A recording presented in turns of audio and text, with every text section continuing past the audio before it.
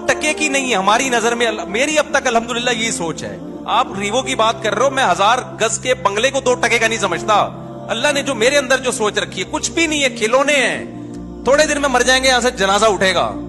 मैं इसको परले दर्जे की बेवकूफी और हमाकत समझता हूं कि इंसान का मेंट को अल्लाह ने अशरफुल मखलूक बनाया और वो फरारी का व्लॉग बना रहे हैं। मेरी गाड़ी बटन दबा रहा हूं, शीशा नीचे जा रहा है, बटन दबा रहा हूं, शीशा ऊपर जा रहा है।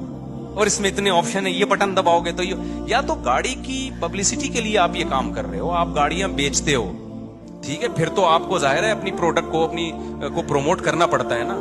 वो तो आप मुर्गी भी बेचते हो तो आप मुर्गी के भी फजाइल सुनाओगे, तो गाड़ी बेच रहे हो तो क्यों नहीं सुनाओगे।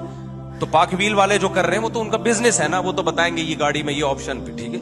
आपने गाड़ी खरीदी और आप उसी को बता रहे हो मेरी गाड़ी और मेरा। अबे बच्चा बचकाना सोच है ये, बुलंद ज़ौक़े नजर नहीं है, समझ रहे हो।